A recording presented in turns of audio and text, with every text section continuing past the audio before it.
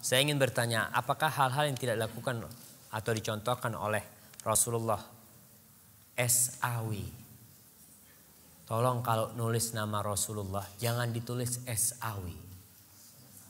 Ini termasuk orang-orang yang pelit. Nah, bahkan disebutkan orang yang pertama kali meringkas sallallahu alaihi wasallam itu lumpuh tangan. Karena apa? Karena Allah menyuruh kita bersolawat dan tidak menyuruh kita bersaum. Allah mengatakan ya ayyuhalladzina amanu sallu alaihi wa sallimu taslima. Allah nyuruh kita bersolawat. Kenapa kita siap nulis panjang ya? Lalu ketika sampai nama Nabi kita singkat. Kita nggak dapat pahala solawat, bisa jadi dapat dosa kita.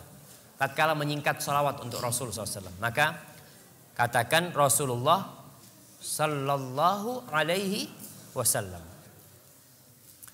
Tidak dilakukan atau dicontohkan oleh Rasulullah sallallahu alaihi wasallam, tapi dilakukan oleh masyarakat saat ini. Apakah disebut bid'ah? Jika tidak, lalu seperti apakah bisa disebut bid'ah tersebut? Terima kasih sebelumnya. Wassalamualaikum warahmatullahi wabarakatuh. Ma'asyiral muslimin, kita harus tahu bahwa ada usaha Zionisme dan usaha kaum misionaris untuk memisahkan Islam dari sumber Islam. Antum tahu sekarang ada jaringan Islam Nusantara atau Jamaah Islam Nusantara yang mereka ingin memisahkan Islam dari mana? Dari Nabi Muhammad SAW. Nabi Muhammad itu datang bukan sebagai orang Arab. Beliau datang sebagai utusan Rabbul Alamin. Sebagai utusan Allah Subhanahu wa ta'ala. Tugas beliau itu bukan mengarabkan Islam, bukan. Tapi mengislamkan Arab dan mengislamkan dunia. Jadi tugas beliau bukan mengarabkan Islam, tapi mengislamkan Arab. Tatkala Islam sampai ke Mesir, Mesir bukan Arab.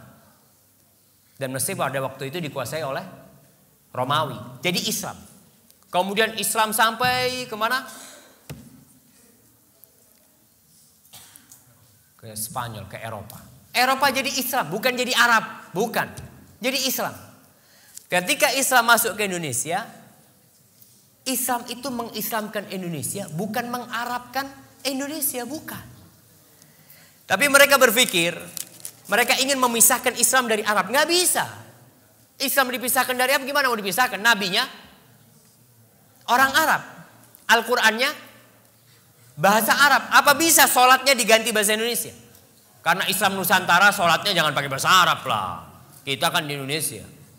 Jadi Allah Akbarnya diganti Allah Maha Besar. Gimana jemaah? Jadi kalau dikatakan bagaimana masyarakat kita, itu yang terjadi dengan masyarakat kita. Jadi ingin memisahkan Islam dari Islam. Jadi ingin menjadikan Islam itu menjawakan Islam. Jadi Islam dibikin Jawa. Kemarin dimulai dengan membaca Al-Quran pakai lagam Jawa. Jadi Islamnya dijawakan, bukan Islam ini mau mengislamkan Jawa. Karena agama yang diridhai Allah Subhanahu wa ta'ala adalah Islam. Jadi kemanapun kita pergi, kita akan mendapatkan Islam itu satu. Nggak ada Islam Arab, nggak ada Islam Mesir, nggak ada Islam India, nggak ada Islam Eropa, nggak ada Islam Afrika, nggak ada Islam Australia, nggak ada Islam Malaysia. Yang ada Islamnya Nabi Muhammad sallallahu alaihi wasallam. Inna ad-dina 'indallah al-Islam. Islam yang mana? Yang dibawa Rasulullah SAW. Kalau mau ada nabi baru di Indonesia, sudah berusaha. Kemarin di Indonesia ada nabi namanya Ahmad Musaddiq. Iya, ngaku jadi Rasulullah. Muncul Lia Eden. Muncul orang-orang mau bikin agama baru. Jelas orang menolak, tapi sekarang usahanya dibalik. Bagaimana mengislamkan atau menjawakan Islam. Indonesia ini ada berapa bahasa, saya mau tanya?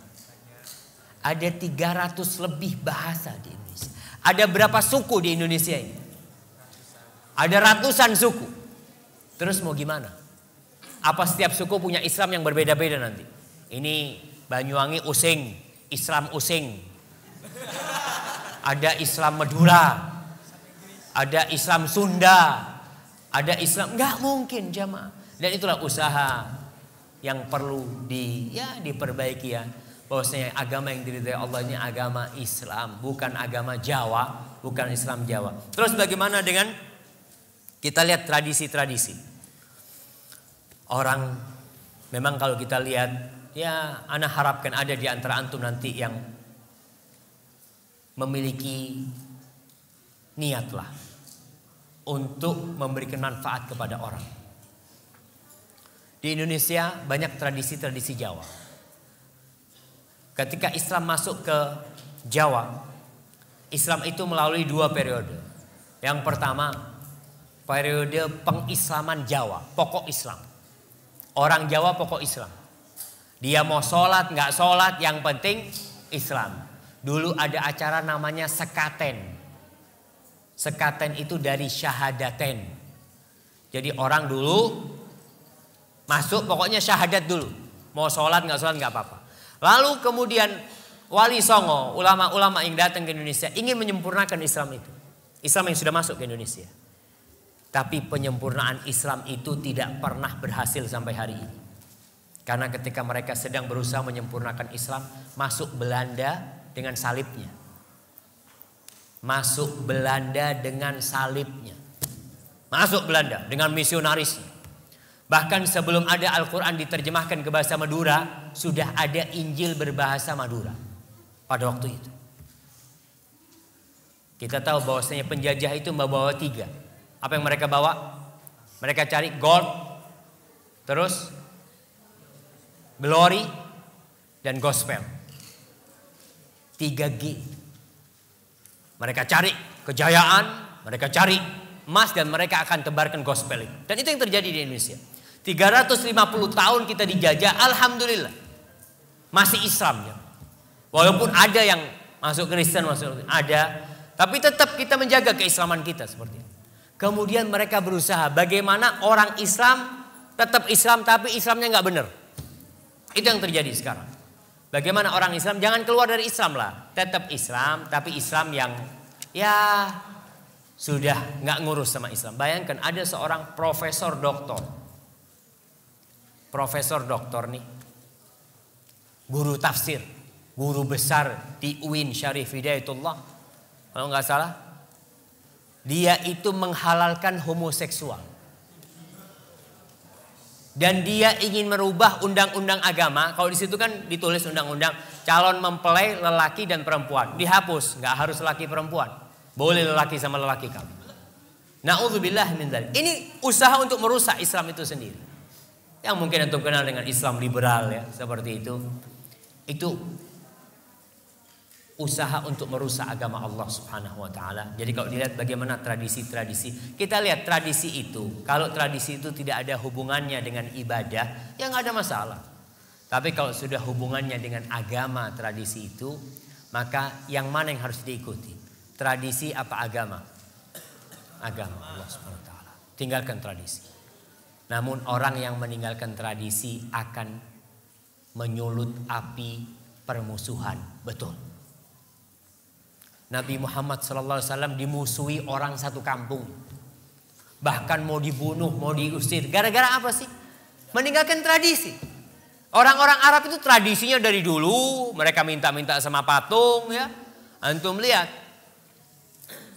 Tradisi orang-orang ada sampai sekarang yang masih minta sama laut. Ada namanya larung laut. Ada petik laut. Saya mau tanya, itu tradisi dari siapa? Nenek moyang. Rasulullah datang dengan tradisi nenek moyang ada, tapi dirubah menjadi Islam. Bukan tradisinya diislamkan. Ngerti maksud tradisinya diislamkan? Tetap petik laut tapi bacaannya qul huwallahu ahad. Kita tetap itu pengabdian kepada siapa? Kita kepala kerbau kita berikan kepada siapa? Ketika ke laut itu. Kepada Allah? Bukan. Kepada jin-jin penunggu laut kita lempar ke sana. Minta keselamatan kepada siapa? Kepada Allah. Bukan. Maka lihat kepada tradisi-tradisi tadi. Kalau memang tidak ada dalam Islam, tidak diajarkan oleh Nabi, kita tinggalkan. Karena kita hambanya Allah dan kita bukan hamba siapa-siapa. Hadza wallahu a'lam bissawab. Nah.